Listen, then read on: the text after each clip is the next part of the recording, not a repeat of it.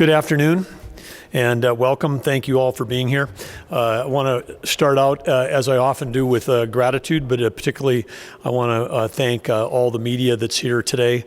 Of course, I'll be thanking the great team from the state of North Dakota later on, but I want to thank the media today because we're here today to talk about the COVID-19 or the coronavirus and its impact here in North Dakota, but the key thing, of course, is accurate and correct information. As in the world of social media, there's a lot of inaccurate, false information that is able to be spread even more quickly. So those of you that are professionals in the media business that are here today from the state of North Dakota, on behalf of the citizens, on behalf of everybody working in public health, we just want to say thank you to you for your very important role in providing accurate information about this rapidly evolving situation. But let me just start out and say that while it is dynamic and evolving across the world and across the United States, the risk continues to be low in North Dakota and in the United States. Our key phrase that we want to try to emphasize today is preparation. And of course, the preparation is something that you do ahead of when something, you sort of plan for the worst, but we're looking for preparation, not for panic. Yesterday, I was on a phone call with all of the nation's governors to receive a briefing from Vice President Pence, the Health and Human Services Secretary, Alex Azar, and CDC Principal Deputy Ann Shokett. They reaffirmed that nationally the risk to the American public has been and continues to be low, in part because of all the hard work that's being done by our public health officials leading up to and during this event. In North Dakota, as of course, health and safety of our citizens is our top priority, and we're approaching that with a whole of government approach across a number of different agencies, and we're putting those plans and preparations into action, and we'll continue to work with the federal, the state, and all local partners to reduce potential risk. So again, our focus is on preparation, not panic. Pleased to announce again today that we have no confirmed cases of COVID-19 in North Dakota. As was reported earlier, at one point we were monitoring as many as 14 people, but after 2 weeks of no symptoms, they're no longer monitored. So now we're down to just 2 people that had traveled overseas that were being monitored. Of course, we want to express across our country our condolences to those families and friends who have lost loved ones to the coronavirus. And like other diseases, and particularly the one that's a cousin, influenza, this is a virus not to be taken lightly. But I think for comparison points, we want to make sure that we're talking about the influenza, which comes and goes every year, and America reacts to with quite a bit of casualness. You know, hey, it's flu season, maybe I should get my flu shot, maybe I shouldn't. It was right here about a few feet away that on September 24th, we had a conference, encouraging everybody in North Dakota to get their flu shot. That conference was ended differently than this one was, because at the end of that conference I actually had to get my flu shot in front of everybody. So no needles will come out at the end of this conference, but again, encouraging people. And we had people that spoke at that conference about loved ones that they had lost due to the flu and the seriousness of it. And in the last 9 years, the average number of cases per year for the flu has been 29 million. There have been over 37,000 flu deaths per year over the last 9 years. This season, which is considered worse than usual, there's been 32 million flu illnesses and 18,000 flu deaths in this country. So by comparison to the single-digit deaths we've had so far in the U.S., I just want to again put this in context, which is our country every year deals with influenza outbreaks of a scale that perhaps doesn't break the consciousness, but with the new coronavirus, it is. And so this is a good opportunity for us to educate everybody about some of the basics, because we can't predict how many coronavirus cases we'll have in the U.S., and we can't predict how many influenza cases we'll have, but we can do our very best to prepare for those worst case scenarios. And individuals in preparing for the coronavirus, the best practices are the same that you would do to prevent the spread of the flu. And how do you prevent the spread of flu? You prevent it by washing your hands well and frequently. Been a lot more awareness that's gone out about the length of time that you should be washing your hands. I'm told it's 22 seconds minimum, which is 2 verses of Happy Birthday if you want to sing your way through washing your hands. Covering your cough with your elbow, not your hand, or with a tissue if you're sneezing. If you're sick, you stay at home, and then you avoid people who are sick. So these are some basic things that work for the influenza. They also work for the coronavirus. And as I've said before, at a state level, we're taking a whole of government approach, just as like we've done when we've had floods or droughts or other major events, and that involves a number of state partners. So we're, in this case, this effort's being led by the Department of Health, but we also include the Department of Emergency Services, Department of Human Services, and others that are continually refining and validating their emergency plans for a wide range of situations, including infectious disease incidents. And under the umbrella of the State Emergency Operations Plan, we have had, going back some time, a plan for a potential pandemic, the pandemic plan, and that is being currently reviewed and updated right now if it should rise to that effort. And through our Joint Information Center, we're also extending the reach of the Health Department because we've got, through the Joint Information, we've got ndresponse.gov, a website we set up earlier, which shares information to all of our citizens as a one-stop shop information hub. But I want to again refer for the media and any of those that might be watching that the Health Department, in this case, is still the primary information provider. That's the lead place to go during this COVID-19 response. They'll have the most up-to-date information at health.nd.gov/coronavirus. So again, North Dakota Health Department and the CDC are going to be your best primary sources of information. The Department of Emergency Services is enhancing the shared situational awareness by coordinating whole community meetings among its state, local, and tribal teams. And within next week, they'll facilitate health department-led webinars and conference calls with 4 primary stakeholder groups: state agencies and public safety, healthcare partners, schools, university, and child care, businesses and places of worship. And then the governor's office this Friday at 4 o'clock will be holding a call where we'll be hosting all the mayors across the state and other local officials to give them an update and an opportunity to ask questions. We're also monitoring and analyzing the effects of the coronavirus on the supply chain and the availability of resources for public safety and emergency management resources, including things like personal protective equipment, which would be, masks, gloves, generators, ventilators, these kinds of things. And we have no significant concerns in the short term, and our emergency supply is well stocked with some of these items already, and that was in advance of even before the coronavirus. We're also really pleased today to make a couple of fresh announcements. One is that we're pleased to announce, and you'll hear more about this, but our North Dakota Department of Health has completed testing and verification of the CDC-issued coronavirus test, and they have kits on hand, and they're ready to test here in North Dakota if needed. That's our own North Dakota Department of Health. And the Health Department is also launching a self-reporting form on its website for travelers returning from areas or countries for which the CDC has issued level 2 or level 3 travel advisories. And that list, of course, has been growing. But if someone in our state or returning to the state has been to one of those areas, we're asking people to self-report. The website will automatically respond with helpful information about COVID-19 infection symptoms and what you should do and what you should not do while you might be in a period of self-monitoring.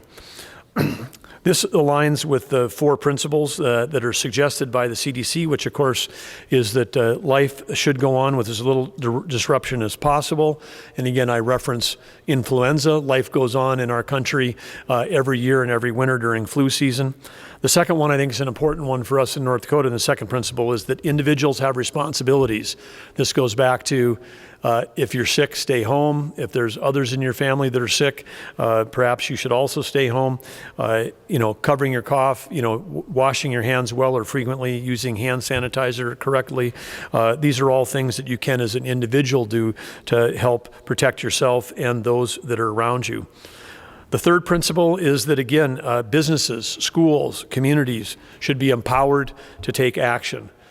Because this is, again, local and individual decision-making that determines the spread of this. This is not something the federal government can't come and fight this battle in each community or in each health facility. It's going to be about what local businesses, schools, and communities do. And then the last thing, which I think is an important principle also, is that we take extra special work to protect the most vulnerable. As Dr. Schuchat from the CDC shared yesterday on our call with the Vice President and the other governors, this virus seems to cause very mild or minimal disease in most people. So some people might only feel like they've got a cold or some mild form of the flu. But particularly the elderly and those with other medical conditions can be hit hard. And of course, just with the flu, those that are otherwise healthy can also be hit. So again, vigilance and good hygiene is key. Well, we're well prepared in North Dakota. We're in a position where we've got no reported coronavirus cases as yet. We've got supplies in position. We've got a team that's organized and ready, and that team's focus is on public safety, always is the number one priority. I'd like to now turn it over to our state health officer, Mylene Tufte, and her team, who will get into some more specifics about the virus, our preparedness, our response plans, and their work with local and federal partners. But I would even say in the months since this has first been reported, there's been some fantastic work done here by Team North Dakota, and leadership coming from Mylene Tufte and her team have been doing a great job. We're fortunate to have such a team that's so proactive in what they're doing. And so again, I want to share my gratitude to Mylene and her team for the great work they're doing. And let's actually give her a hand, because these guys have been working around the clock 7 days a week. So thank you. And now Mylene and I will use hand sanitizer after we've shaken hands. Thank you, Governor Burgum, for your leadership and support. I'd also like to start with gratitude and thank the swift, bold action of our federal partners to help contain the spread of disease.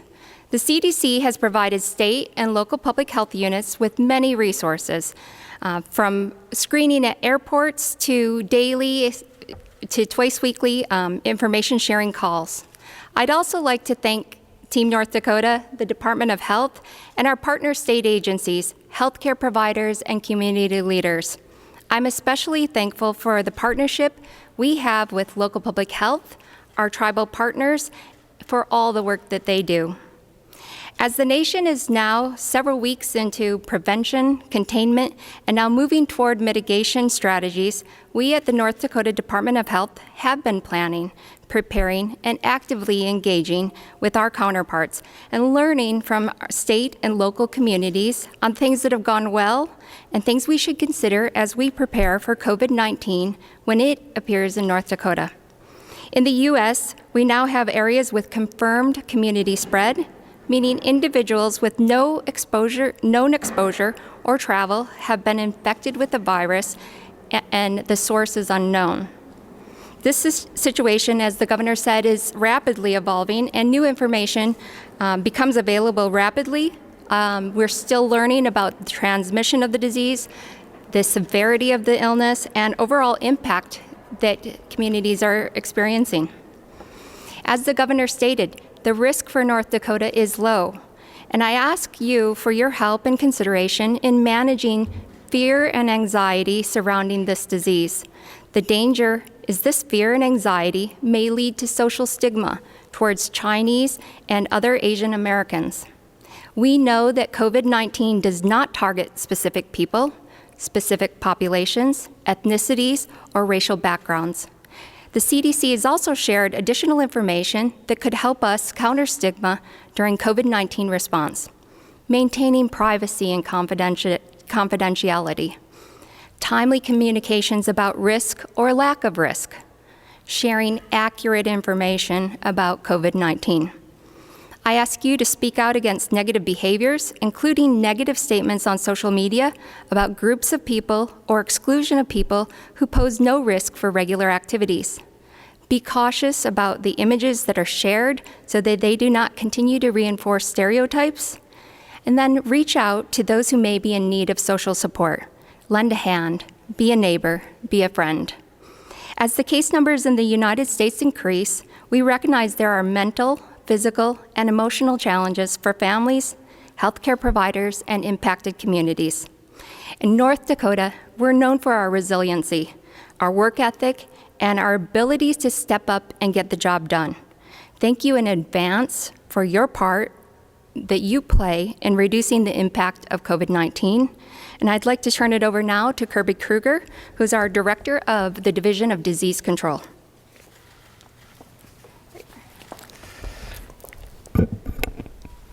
Thank you, Mylin, and welcome everybody, and I appreciate you being here today. I want to just give you a little bit of a background on our current situation. I know that Governor Burgum has already done some of this, and then talk a little bit about our current activities in terms of disease prevention activities.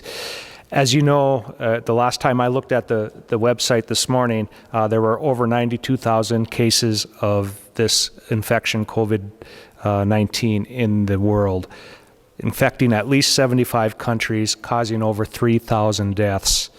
In the U.S., we have the 57 cases in 15 states, and the last I checked, there was 6 deaths, but I understand there may have been another death now, so it's changing rapidly. And in North Dakota, as Governor Burgum mentioned, we don't have any confirmed cases. We have nobody that we are investigating as a possible case, and we are currently monitoring 2 individuals who have recently returned from China. 15 individuals in North Dakota have completed a 14-day monitoring period. In North Dakota, as we speak here, the risk for COVID-19 is low. We are currently involved in several different disease prevention activities, and I think one of the early activities that you're all aware of is to be able to rapidly identify cases and to contain the virus. And this is what we're doing with the monitoring process. And so that process was important, but we need to also expand our disease prevention activities, and we need to bring the communities and bring on what Governor Burgum called the individual responsibilities in this process. So these are important messages, but you hear them over and over again, and I think we often dismiss them because we hear them over and over again, is when you are ill, you need to stay home. That's important. Washing hands is important. Your mother was right. Washing hands is important, and washing them correctly is important. Using an alcohol-based hand sanitizer works very well if you don't have access to soap and water. Avoid touching your face with your fingers. Use appropriate respiratory etiquette. The sneezing and coughing into a Kleenex or into the inside of your elbow. Washing your hands if you have to sneeze into a Kleenex or your hand. And then avoiding contact with ill people. The other thing that I want to mention is that there are several travel advisories that are out, and so we are encouraging North Dakotans to heed all of the CDC travel advisories. There's 3 levels of CDC travel advisories. The level 3 is the highest, where CDC recommends to avoid all unnecessary or non-essential travel. Right now, there are 4 countries that have this level 3 advisory. They include China, Iran, South Korea, and Italy. Level 2 advisory has been issued for Japan, and this means individuals who are at high risk for a serious outcome from an infection, such as those with underlying health conditions or those that are older in age, should avoid non-essential travel, and that again is Japan. And then there's a level 1 advisory for Hong Kong, and that means that travelers who are going to this area should follow normal precautions as I described above about, washing your hands frequently, avoiding ill people, and doing those things. So those are all important. I think the other thing that's important is we heard earlier Governor Burgum explain that 80% of individuals are going to have a mild illness.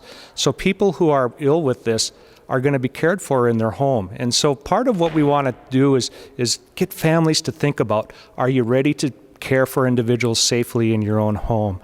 Do you have a room or a place where this individual can be cared for, and do you have everything you need to care for an individual? The other thing that we want families to think about is school closures or child care closures, because that impacts the whole family. When a school closes because of a disease outbreak, somebody's got to be home with the children. And so start making those plans. How's that going to work? And maybe that includes talking with your employer about work from home or other types of working arrangements.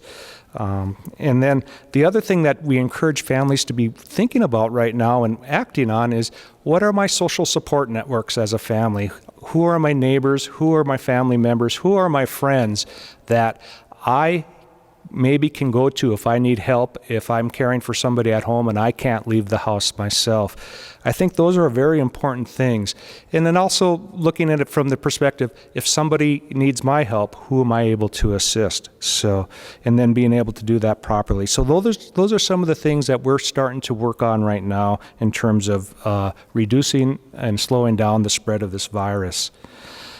Of course, we're still very interested in being able to rapidly identify cases and to do the case investigations and the contact tracings that are associated with those cases. That's still an important part of what we want to do, especially early on. And so with that in mind, I think one of the things that I want to mention, and the governor mentioned as well, is that our laboratory was able to complete the validation process for the testing this morning, and so we're ready to go on that, and that's good news. The one thing I want to mention also is that, and the governor also mentioned, is that if you go to our website, health.nd.gov/coronavirus, there is the button for travelers. And when the travelers click on that button, they can report their travel to us, and they will automatically receive information regarding what coronavirus is, what the symptoms are, what they should be doing, in other words, taking their temperature, looking for the symptoms, calling us if they develop symptoms, and if they're in things that they shouldn't be doing. And what some of the things we don't want them doing is if they develop symptoms, we don't want them just showing up for health care. Call their health care provider before they show up for health care so the appropriate precautions can be taken. So given that, and given the information about the laboratory stuff, I want to invite Dr. Christy Mason from our Division of Microbiology up. Thank you, Kirby. I'm the director of the Public Health Laboratory, and I'm excited to let you all know that just this morning we completed the validation for CDC's real-time PCR for this novel coronavirus. We verified that it works internally just as well as it would work at the CDC, so we are prepared to start testing individuals. We are going to offer it free of charge at this time to individuals that meet CDC's person under investigation definition and approval from the Division of Disease Control. So we will work with healthcare providers and the Division of Disease Control to get testing when it is needed. We also have a courier system in place that will help transport specimens from the major hospitals around the state to our laboratory. And that's all I have for you. I'm going to invite Tim Wiedrich up. He's the section chief of the emergency preparedness section, and he'll tell you a little more about what he's doing. Thank you. I just wanted to make two quick points, and that is, first of all, there's been a lot of conversation about masks and supply of personal protection equipment. We have a state medical cache. It is a cache of supplies that are on hand, not just for this emergency, but a wide variety of emergencies. We take what's called an all-hazards approach that does include communicable disease. And we have significant supplies of personal protection equipment for the public health and the medical community. It's important that we protect those individuals. They're the front line of defense in terms of actually carrying out the activities that need to occur in order to interact with patients and to keep the systems moving. So we have roughly over 1 million N95 masks in our state medical cache. We have over 2 million surgical masks within that supply. But more importantly, we've shifted in terms of the types of masks that we use, because there's another device that you probably haven't heard much about in terms of the media, and that's something called a PAPR. And it's basically a hood that goes over the medical provider, a powered unit that's on the belt, and it provides filtered air. The reason that that's important, number one, is that it's better for the rescuer, for the medical provider, but secondly, it's reusable. It's not something that is constantly disposed of as some of the other masks are. So we have over 300 of those already distributed to the hospitals across North Dakota, and we have another 300 plus within our warehouses available for just-in-time delivery. The second point that I want to make is that the preparation within our state is based on a public-private partnership that we've established with a wide variety of medical providers like hospitals, long-term care, EMS providers, and others, and public health entities like local public health units and other forms of governmental health care. And that coalition has gone through a variety of planning, training, and exercise in preparation for events like this. Well, that concludes the remarks that I had. I'd like to invite Dr. Haggerett and Kristen Baszler to the front, please. And they'll be standing with us for some questions and answers. We're getting closer to that component. Do you have comments? Okay. Thank you.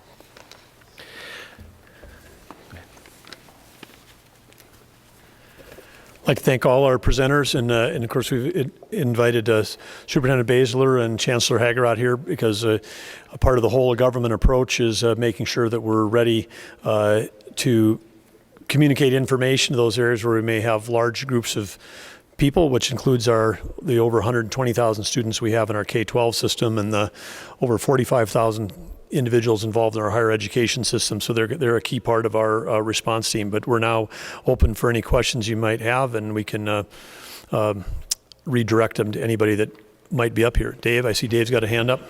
Yes, this is for Dr. Mason. You mentioned the CDC protocol for person under investigation. Can you give us a thumbnail of what is that protocol? Yeah. Yes. Okay. So the question is the definition of the persons under investigation. That's actually better suited for Kirby to answer. He has a little more definition for you. Yeah, I think the CDC has provided some pretty good guidance on what constitutes a person under investigation. In other words, somebody has the right set of symptoms with the right type of risk exposure. And there's basically three categories. The first one is those individuals who have known exposures to known coronavirus cases are going to be at high risk. And so those individuals who are presenting, we want to be able to test those individuals. The second one is more of a medium risk, where the exposures aren't close exposures, but there may have been exposures to known cases, and they have the right set of symptoms. And then the third criteria, I think, is a little more interesting from my perspective, and it opened it up a little bit more for us, is that for individuals who don't have a known exposure but who are severely ill, and we can't figure out what's causing their illness. In other words, all the other tests that we run, influenza, rhinovirus, all the other respiratory pathogens that get run are negative and it can't be explained, then we have the opportunity to test those individuals as well. In the course of the past few weeks, has anybody in North Dakota been tested for the coronavirus? And then also, can you talk about just what the testing process looks like? Is it swabs from inside a person's mouth, or what does that involve? Yeah, so the question is have we tested anybody in North Dakota? And the second part of that question is what kind of samples are we collecting for testing? And so the first question, we have not tested anybody right now, because most of the individuals that we've been consulting on have not had the risk exposure. It requires a serious illness for us to consider testing, serious enough to be hospitalized. And so we haven't tested anybody.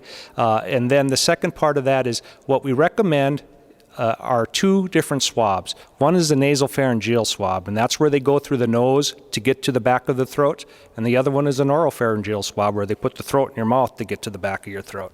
And they send both of those in, and we do the testing on both of those swabs. So, How quickly can you get the results from one of those tests now?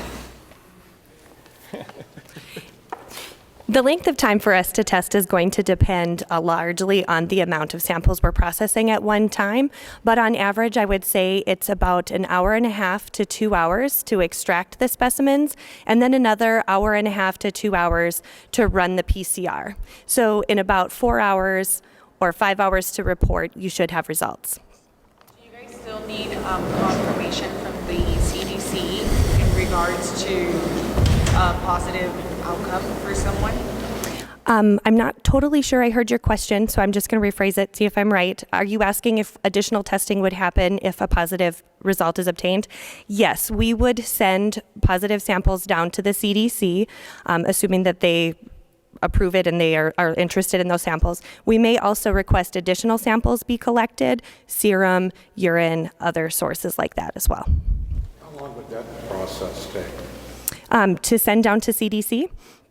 Unfortunately, it can take anywhere from a few days to much longer. It just depends on what volume they're experiencing and how many states are relying on them for confirmatory testing. Yes, at least a few days. Talk about how contagious the COVID-19 is. Sure. I'm going to invite Kirby back up to talk about that. So I think that's a very good question about how contagious this virus is, and maybe compared to other viruses. It's a respiratory infection, and it's spread much the same way that influenza is. And we're still learning a lot about how contagious this is. It's probably more contagious than influenza. And so the idea is and there's a scientific term that's interesting. It's called R0, and it basically, if somebody has the coronavirus, it's how many other individuals are expected to get infected from that. And the R0 for this is about 2 or 2.5. And so if I have coronavirus and I expose people, I would expect to infect about 2 or 2.5 people with that. Compared to influenza, which is much lower, maybe 1.5 or something like that, you know. So it's a little bit more infectious than influenza. So. Can you talk about are there particular hospitals in the state where coronavirus patients would be directed to for more, serious critical care, and just how are, more rural hospitals in the state equipped to handle cases? So the question is, are there some hospitals that are more appropriate than others for this care? Obviously, patients will present to their local hospital. There's a system in place that then helps assist in finding the right hospital for whatever that patient's needs are. So that's been worked out in terms of a system. So it's hard to give a definitive answer to say this is the exact direction that would move. But that is part of the plan, to move patients to the appropriate facility. Several of you noted that the risk is low in North Dakota. We have a press release here that says, this is quoting the governor, it says it is highly likely that COVID-19 will spread to North Dakota in the future. I guess, what is the definition of risk in this case?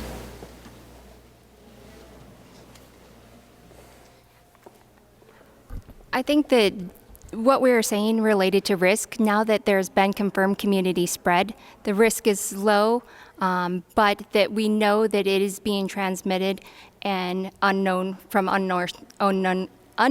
sources. So, because of the containment that has gone on initially, we've seen just pockets of infection and not larger spread. So when you say risk, you mean the risk of spreading widely, I guess? Yes. Do you guys have information on the people who did die from the COVID-19? So We did sit in on some conference calls over the weekend when the cases related to Washington were released to us. The first individual that has passed was a man in his 50s, had some additional conditions that were complicating. I can't say for all of the others, but the second one, I think that individual was an individual that was in his 70s and had those chronic conditions that made him or her more vulnerable. So these cases all have occurred in Washington State. I know Governor Burgum mentioned that there are some phone calls that are going to be taking this place, and web calls and various things. Can you talk about what some of the guidance is going to be that you'll be offering to, say, nursing homes and to schools and to entities like that? I think maybe again, the purposes of the calls and the webinars, and whether it's with mayors, local health officials, is just make sure that we've got consistent, accurate, up-to-date information going out broadly so that people can make their best personal and local decisions based on the most accurate and up-to-date information. But I think there's been some communications that have gone out in the education world, and I guess on that question, Amy, I would invite the chancellor or the superintendent if they wanted to say a few things. Thank you again for the question. For the record, Kirsten Baszler, State Superintendent, North Dakota Department of Public Instruction.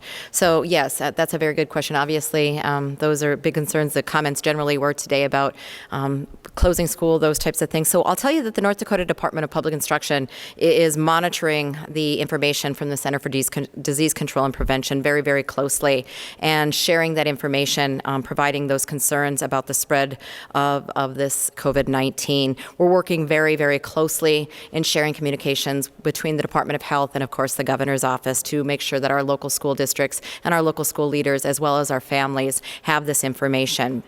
I would also say that our schools are responding, as they respond to the COVID-19, that they should, this situation is changing rapidly. They know that it's changing rapidly. They're in contact. They're looking at our information that we're putting out. But it's very important for our school district leaders to bear in mind how to prevent respiratory illnesses in general. And several of our speakers today talked about what those precautions were, just much like it is for influenza or other respiratory illnesses. So I would just really encourage our local school leaders, our local school districts, to make sure that they are in contact with our county health units and making sure that they're communicating with their families, their community members, their staff, their school board, and the leaders within the communities with their county health units to ensure that those local schools are making the best decisions for their communities at that moment in time. And of course, always there for them as they are seeking information. We can help coordinate that response at the state level between county health units and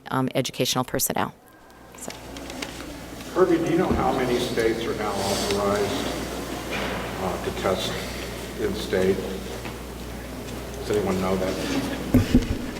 The question is how many states are authorized to test in the states. I don't know the exact number. I know that in the CDC calls that we've had, their goal was to get another 40 up and running as quick as possible. I also know that CDC and the FDA are working very closely together to expand testing into the private sector and to allow private laboratories to develop tests that can help with the diagnostics of this as well. Have to be checked by the state and then the feds? I think from our understanding is that there would be a validation process that would be involved with the state health departments at that time. So, yeah. Would this be like labs connected to hospitals? Yes, they could be. Yes. The question was, could those be like labs connected with hospitals? And I think from our perspective, what we're thinking is, and we don't know this for sure, but from our perspective, we're thinking it's going to be the large reference laboratories that operate in the United States. There are about 4 or 5 of them, and they're probably the ones that are going to take the lead on that part of it. So. With people traveling in and out of the airports all the time, have you guys been in contact with the airport here in Bismarck and in Minot and across the state in regards to safety? To safety? Like, are you guys taking any steps steps with the airports to make sure that Yeah, our work has largely with travelers has revolved around those individuals returning from China, and those individuals are being funneled into the United States through 11 airports. And at those airports, they're being evaluated for symptoms and a fever. They're being evaluated for their risk. And if they're symptomatic at that point in time, they're not allowed to go on to their final destination. So people arriving in North Dakota from China have all gone through that process. And then once they arrive in North Dakota, then we begin monitoring them. For the other travelers who are coming in, the information that they're going to get is going to be through this voluntary registering program, the reporting program that we talked about, where they can go to our website and they can fill out a form and they can get information on the things they should and should not be doing. with 3 countries included in the, now included in the level 3 travel advisory, is the CDC recommending that states monitor people who are coming from South Korea, Iran, and Italy also? So the question is with the expansion of the level 3 travel advisories to 4 countries now, whether we're going to be actively monitoring like we have for the travelers from China. The short answer is no. At this point in time, our goal is to provide education to those who self-register and have them do their own monitoring and reporting to us if they develop symptoms. So. Can you say where the state lab is that will be doing the testing? I'm guessing it's here in Bismarck, but I actually don't know that. And then also, where is the state's medical supply cache? Okay, I can certainly answer the state lab. Yes, it's located right here in Bismarck. We're down in the area of, maybe I can't say it this way, 26th and Main is where we're at. And I was going to say it's right by some great eating places, but so, and then I'm going to let Tim address the cache.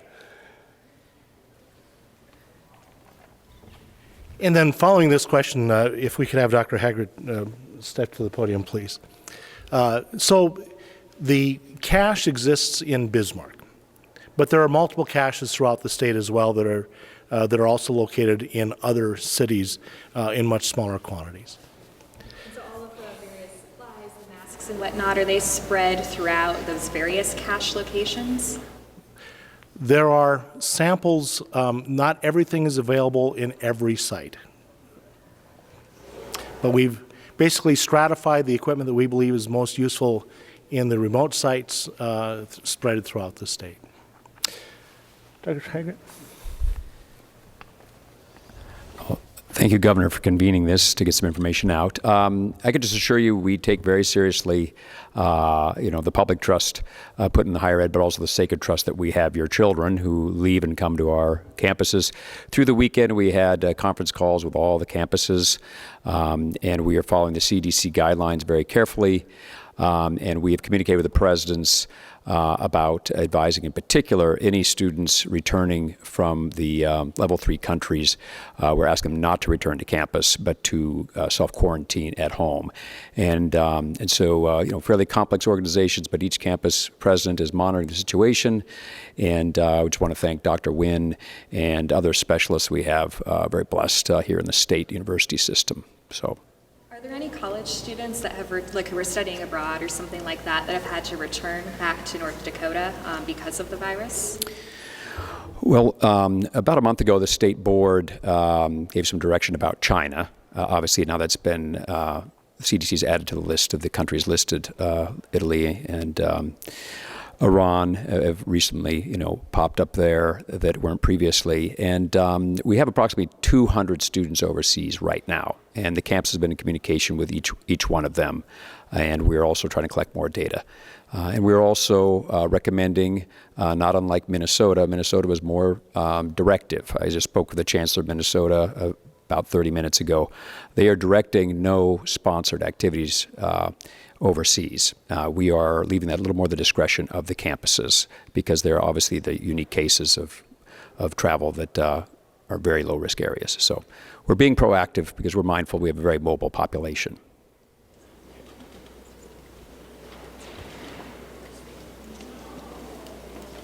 Dave, last question. I just have one clarification. Testing is not administered until somebody is hospitalized. Is that correct? I couldn't hear the question, Dave. If you're testing for COVID, the testing is not administered unless the person is hospitalized? So there are various risk categories, and the question is whether testing will only be done on individuals who require hospitalization. That's only one part of it. If a person is exposed to coronavirus and they're presenting with symptoms, even if it's not severe enough to be hospitalized, we would be interested in testing. So it depends on risk and the severity of disease. So, I'm sorry, Dave. Yeah, so that could be an outpatient. It could be in the emergency room. We just hope that it's done safely and that the person notified their healthcare providers before they go in or the facility before they go in so that it can be done safely without putting other people at risk. So, yeah.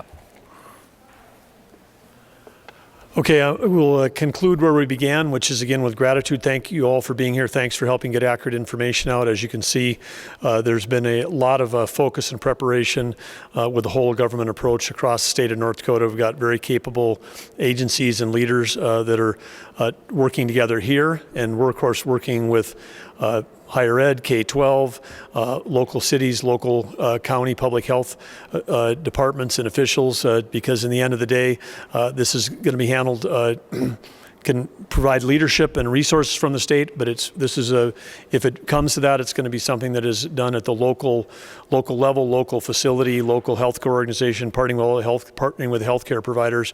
But as you've heard, we're well prepared, and we're going to continue to keep preparing to do that. And so the message to North Dakotans is the risk is low, and the question was about risk.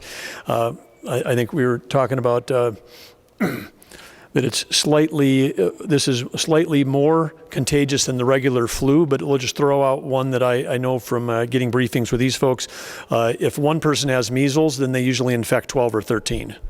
So another way of thinking about this, COVID is like 1/6 as infectious as measles is. So we've had certainly experience as a country with other diseases that are more infectious than this. It's slightly more infectious than the flu, but right now, with all the intention that's being put on this, I think in North Dakota right now is we're doing the preparation that we can. We'll continue to do more as we learn more. But again, want to thank everybody for being here. Thanks for getting the information out, and a big thanks to all the people across all of the agencies in North Dakota that are working to protect the health and safety of the citizens of North Dakota. Thank you all for being here.